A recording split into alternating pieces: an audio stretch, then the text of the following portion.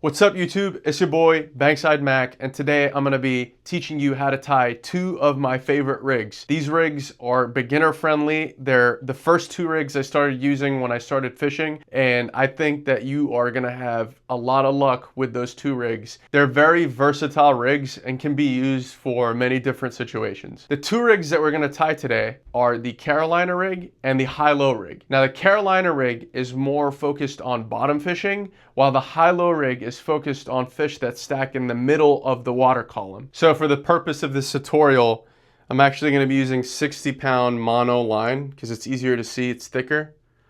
But of course, you'd be using lighter line for when you're tying it up, depending on what you're trying to catch.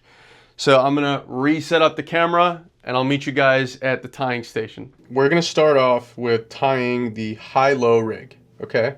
So now picture this as your main line, the line that's coming out of your rod, all right? You grab it by the end, all right? Make a loop.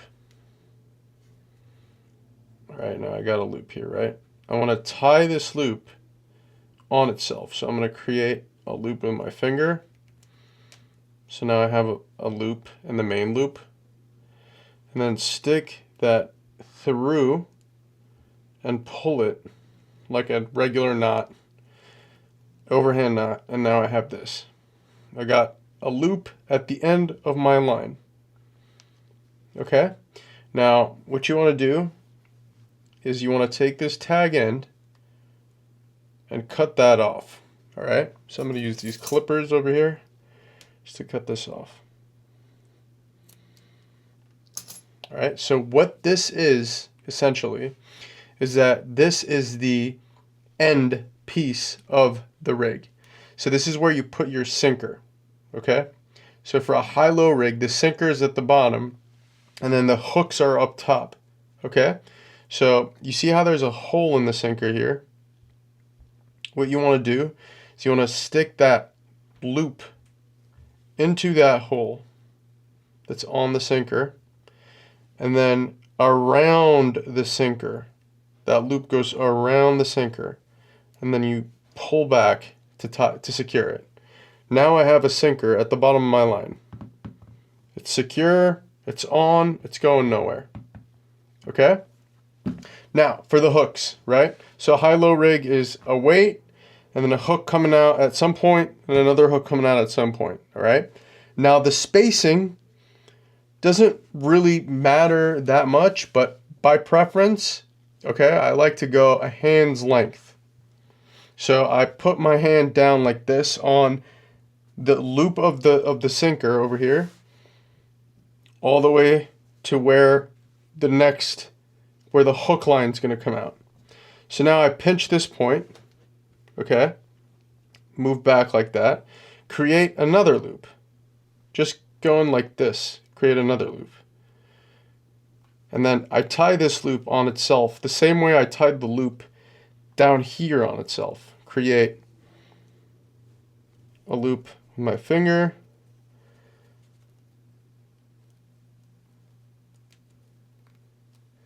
Then go around, stick it in, and then tighten it. Okay? So now I got this loop down a hand's length from the sinker knot all the way to the hook, where the hook should be, okay? So now to secure this, because you see how like the line is not straight, it's like bending in a V shape. What you want to do is you want to pinch the lines away from that little loop, bring it together like this to create another loop, and then you want to turn these lines over each other a couple times. 1, 2, 3, 4. Okay? So I turn them around 4 times. All right? Now that I twisted these lines in on themselves 4 times, I'll take the original loop, this, and stick it right through that little hole that's from looping them around until I get to that knot part. And then I hold both ends and I cinch it down. So now I got a weight, I got this line over here. I'll tell you what we're going to do with this, all right? The same thing we did with the weight over here, we're going to do with this line, except instead of putting a weight on here, we're putting a hook on here. Same concept. You pinch the hook, the loop, put it in the hook hole, and then cinch it down. So I got these hooks. These are size 8/0 circle hooks. They're huge. These are for like catfish. All right. So pinch it. See the hole over here? Stick those two, that loop in, and then around the hook, and then pull. So now I have weight, hook, all right? So now that's the lower hook. The thing is that with a high-low rig, there's a hook at the bottom and then a hook at the top, all right? So now I want to do the same process, and I'm going to repeat this only because I feel like if I repeat this, if it didn't click the first time, it'll click the second time, because it's literally the same thing I did down here, but doing it again for the hook that's in the high position. Okay, so I'm going to push this rig back again, hand's length, put my pinky on the knot over here, all the way to this position, hold this position with my hand like this, go back here, create a loop, and then take this loop and tie it on itself, the same way I did it for the sinker, the same way I did it for the first hook. So create another loop with both of those lines, and then stick that loop in like this, and then pull down. Now it's tight. Okay, so now I have this again, this V shape over here that I'm gonna need to fix so that we don't have any tangles or issues, and it's just like a straight line. You see how it's a straight line here instead of this like weird, line going in and out V shape. So this is the part that I'm gonna repeat again slowly, because I feel like this part's hard to see, especially because I'm like looking at it right now and it's the lines, it's mono, so it's like really hard to see. That's why I'm intentionally doing it behind a black mat, so hopefully you guys can see. Okay, so create a loop like this. So now I have two lines, right? See how there's two lines, this line and that line, going over each other. Now I'm going to take this while I'm holding both of them like this and twist it on itself. 1, 2, 3, 4, 5. And then take the bottom part of it, which is this, the one we tied already, and stick that part in here. Pull it all the way to where that knot meets these two lines and pull. Nice, see? Now we got another line that's going to have a hook on it. So, again, I'm going to repeat this so that it's easy to follow along, all right? Now, I'm going to take this hook, all right? I'm going to stick the loop that we just created in the eye of the hook.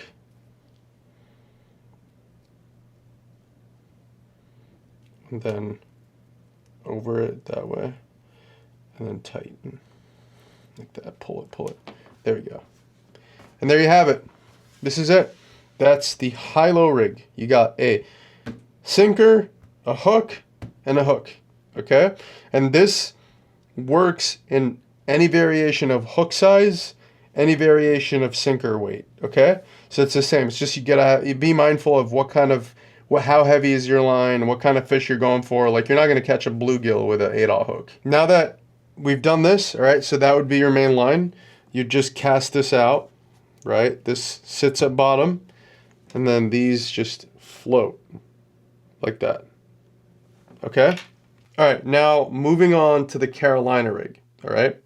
You got your main line. What you want to do is you want to take about 6 inches to a foot off of your main line as a leader, right? And you'll see where this is going to come in later, right? So I want to clip off about 6 inches or a foot. So now I got this piece over here, which is about a foot of leader line. I'm going to take your main line. Let's imagine this is a main line coming out of your rod. You want to stick a sinker, right? You got bead sinkers, you got normal sinkers. There's many type of sinkers, but they're usually like inline sinkers that have a hole in them so you can stick the line through, all right? So now I stick it through the line. I want to grab a bead. Now this is not necessarily like something absolutely important, but it helps keep your knot tied so that when you keep casting the rig and the weight keeps knocking on the knot, it'll weaken that knot. So a bead helps, but it's not absolutely necessary. I've fished without a bead in forever, and I've honestly never had my knot break from not having a bead. So now you got weight, bead, now swivel. All right. Now this is important. All right, because this is gonna allow your leader line to have some space between the weight and the bait that you have. All right. So now what I usually do is I tie a Palomar knot. I'm not going to go into the in-depth on what knot to use. Honestly, use whatever knot that you have used if you've used in the past, and if not, learn any simple knot in the beginning that you think is a knot that is easy for you to pick up and use, because there's a lot of debate on knots, and honestly, like, just tie whatever knot you're comfortable with. This is a beginner video, so I'm not going to bore you with all the concepts and different knots and things that are accompanied with that. So I'm just going to tie a Palomar knot. If you're curious, look it up. I'm just going to tie this onto the swivel.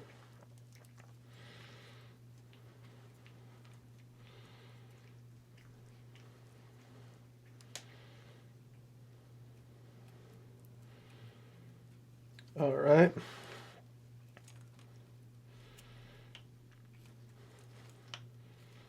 So now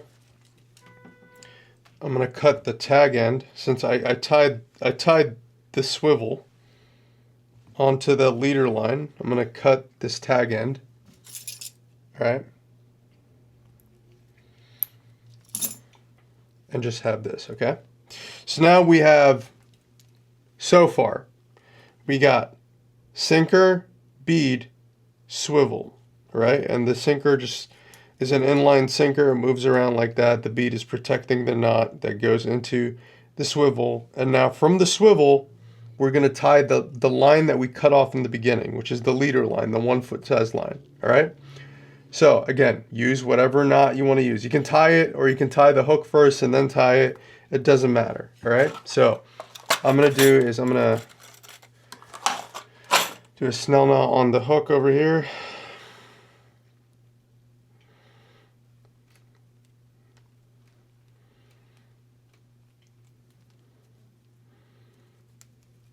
Cool. So now I have the hook tied. All right. So that's the leader that I cut in the beginning. I tied the hook. Now I used a snell knot.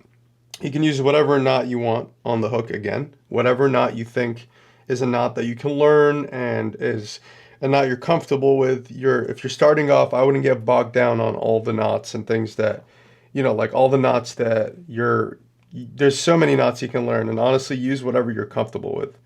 And then here, I'm just going to do an improved clinch knot on this end, all right? I'm just saying the names of the knots. If you're curious to learn, there's thousands of YouTube videos teaching you how to do this.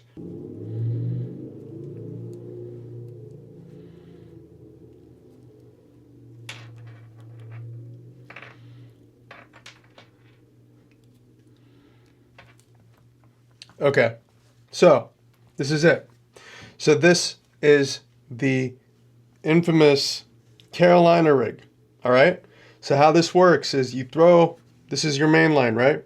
You cast it. This hits bottom. The weight hits bottom.